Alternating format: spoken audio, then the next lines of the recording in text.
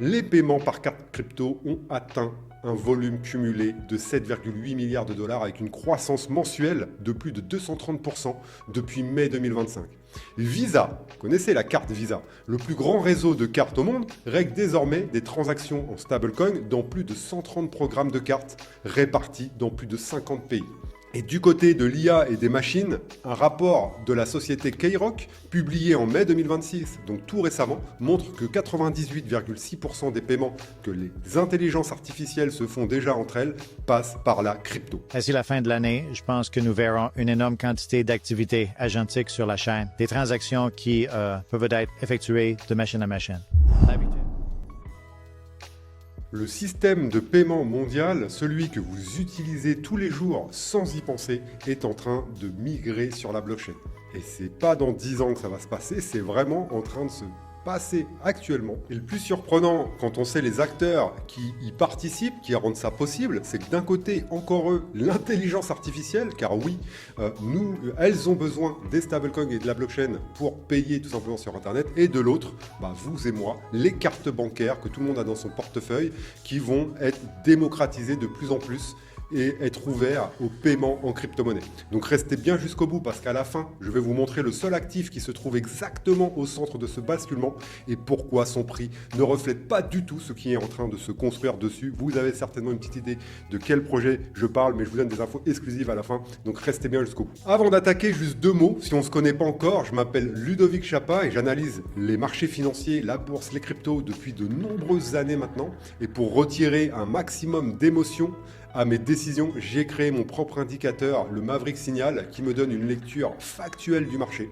Vous le verrez à l'écran dans cette vidéo. Et donc, si vous voulez avoir accès à ce Maverick Signal, j'ai créé pour vous un dashboard avec plein d'informations, une analyse macro, vraiment tout ce qu'il vous faut. Et donc, vous allez pouvoir vraiment être alerté par email dès que ce canal vert se déclenche sur Bitcoin, sur Ethereum ou sur des actifs que j'ai sélectionnés. Et voilà, vous pourrez suivre cette tendance sans être perturbé par vos émotions. La tendance sera établie et regardez ce que ça a fait par le passé. Donc voilà, c'est en description, c'est gratuit, c'est rien que pour vous. Maintenant, si vous aimez mon contenu, si vous aimez ce genre de vidéo, n'hésitez pas à me mettre un like et à l'abonnement. Ça y est, fini le blabla, on passe à l'action. Le principe est très simple. Vous détenez des stablecoins, c'est-à-dire des cryptos stables adossés à une monnaie, en l'occurrence le dollar ici, et vous les dépensez avec une carte chez le commerçant exactement comme l'argent classique. C'est quelque chose qui va être très démocratisé aux États-Unis si le Clarity Act passe. Et d'ailleurs, Trump vient juste de déclarer qu'il ne laissera pas les banques mettre des bâtons dans les roues à son Clarity Act. Et là, on voit que c'est en train de progresser vers une adoption, un cadre légal où clairement, ce que je suis en train d'expliquer dans cette vidéo va être démocratisé aux États-Unis. On sait qu'ils ont de l'avance sur le reste de la planète. Donc, quand ça va arriver en France et en Europe, certainement avec du retard parce qu'on n'est pas vraiment aligné, mais on y viendra, que ce soit avec un euro numérique ou un autre stablecoin adossé à l'euro. Donc les chiffres sont là, avec 7,8 milliards de paiements cumulés et un volume mensuel qui a bondi de plus de 230% en un peu plus d'un an.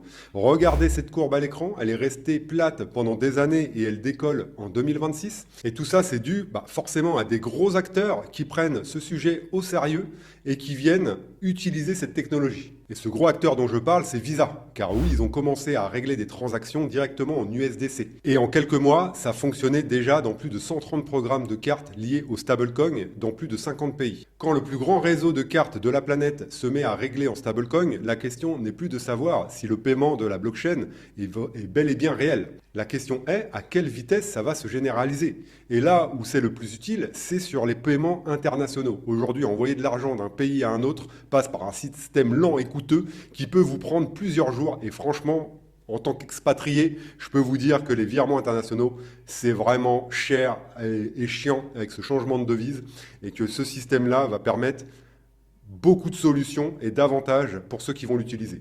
Car avec un stablecoin réglementé, la même opération peut se faire en quelques minutes et à moindre coût. Et tout ça repose sur une fondation qui ne cesse de grossir.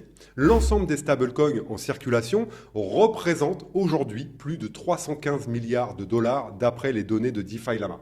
Voilà la première moitié de l'histoire. La monnaie numérique stable est en train de devenir un vrai rail de paiement pour le grand public.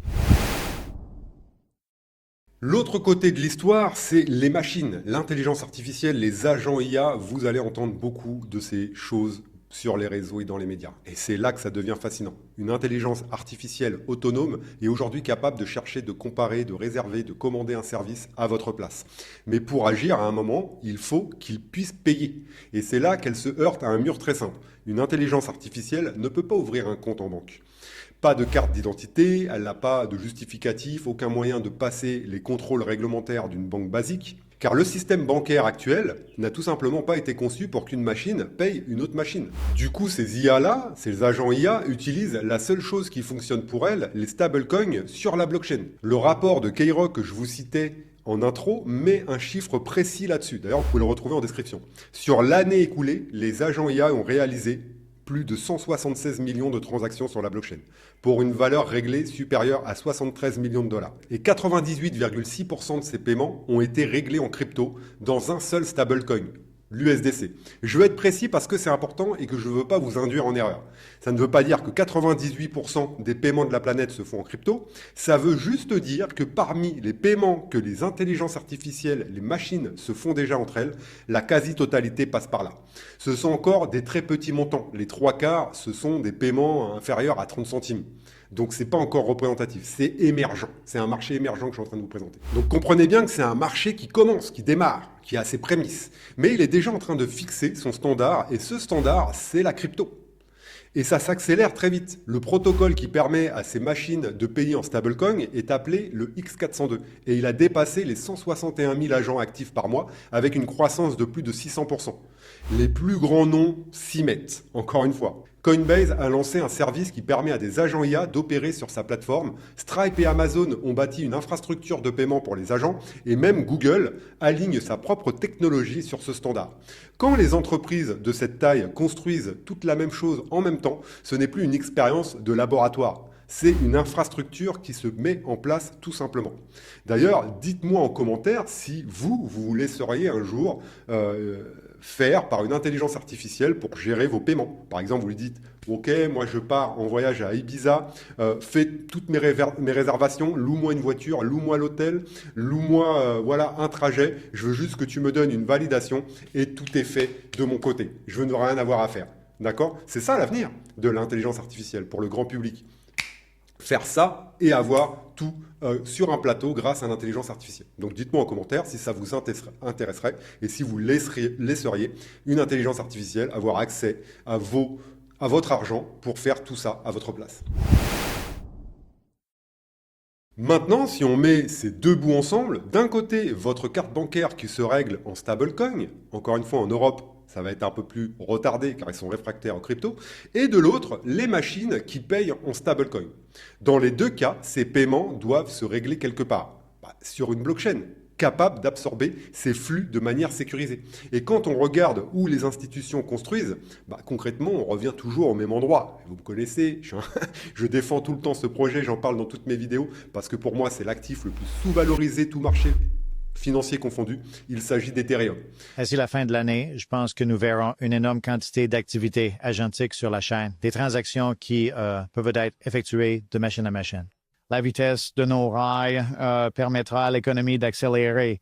Nous pourrons intégrer beaucoup plus de transactions créatrices de valeur par unité de temps lorsque tout cela se fera via des accords basés sur la chaîne. Les actifs du monde réel mis sur la blockchain, les fonds, les obligations, les bons du trésor tokenisés pèsent déjà, rien que sur Ethereum, plus de 16 milliards de dollars.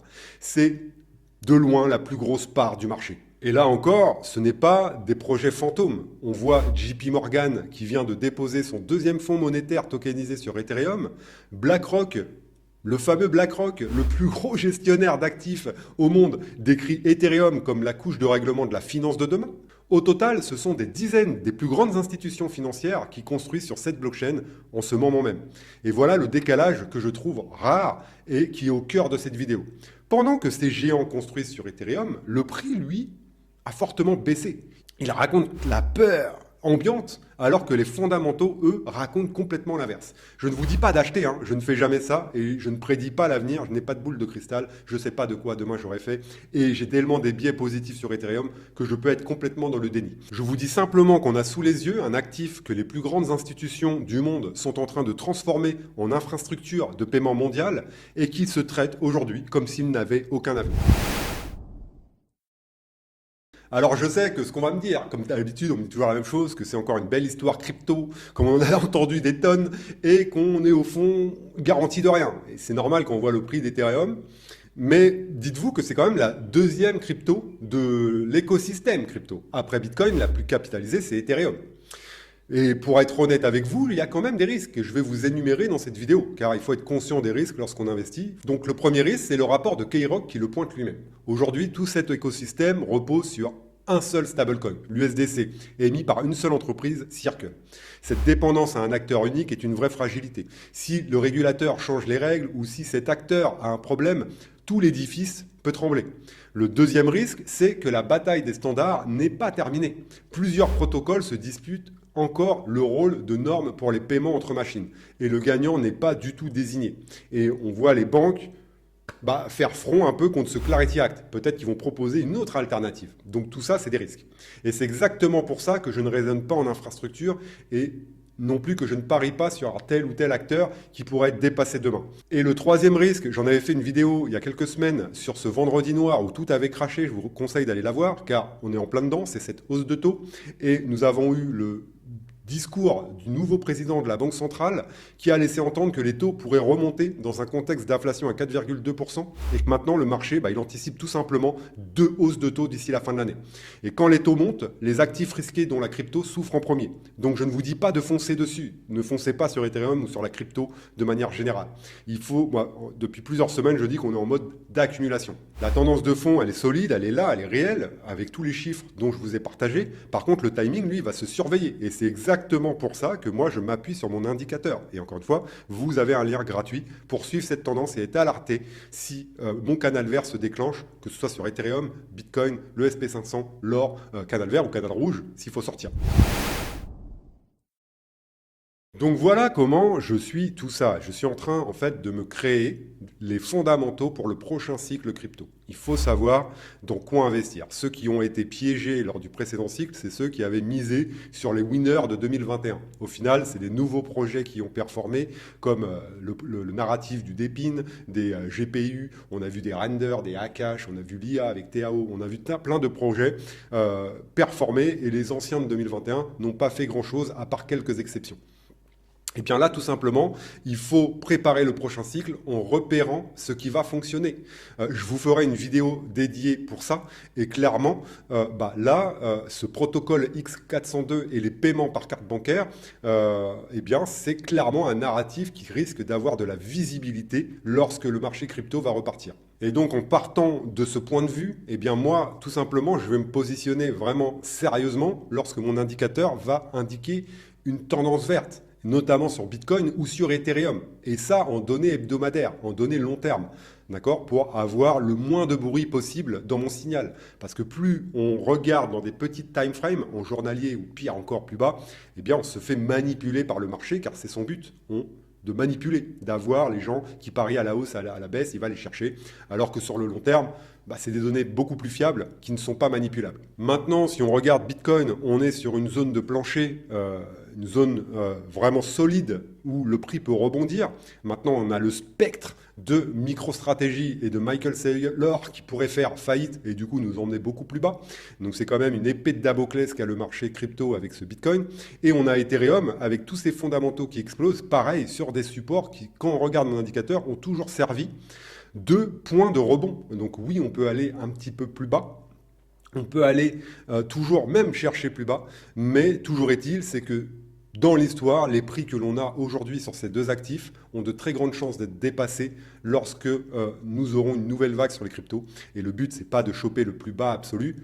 Le but, c'est de créer une position avec le ratio le plus bas possible. Maintenant, moi, je ne regarde pas que les cryptos. Encore une fois, un bon portefeuille, il est diversifié dans plusieurs classes d'actifs. Les cryptos, c'est très volatile, c'est le plus risqué où vous pouvez être. Et si vous n'avez pas de hedge, de protection contre les chutes sur les cryptos, avec d'autres secteurs qui vont combler cette protection, eh bien, vous faites une erreur en tant qu'investisseur, car lorsqu'on investit, on essaie quand même de réduire son risque. Et c'est vraiment à ça que ça sert que d'être diversifié dans plusieurs secteurs. Et donc, dans ce narratif, il y a aussi deux actions qui sont à surveiller. Il y a l'action Coinbase, qui vous voyez suit très fortement la dynamique des cryptos et qui est sur un support vraiment solide depuis plusieurs semaines, mois maintenant. Et vous avez l'action Circle qui est assez récente et qui pour le moment n'a pas beaucoup de succès. À surveiller lorsque ces tendances reprendront. On voit que ce soit sur Coinbase ou alors sur Circle qui n'a pas encore assez d'historique pour avoir des vraies infos. Mais sur l'action Coinbase, on voit que ces tendances vertes sont quand même très rémunératrices lorsqu'on les prend au bon moment. Mais vraiment, pour insister là-dessus, si vous voulez diversifier, vous n'allez pas prendre des cryptos et des actions reliées aux cryptos. Pour diversifier, il faut vraiment avoir un panel d'actifs qui vous permet de vous couvrir sur tous les secteurs. Bref, je pense avoir fait tout le tour dans cette vidéo. Ce qu'il faut retenir, tiens, tout simplement une phrase. Le système de paiement mondial est en train de se reconstruire sur la blockchain par votre carte d'un côté et par les machines, l'intelligence artificielle de l'autre. Tout ça va se régler en stablecoin, dont une grande partie est sur Ethereum, alors que son prix est au plus bas.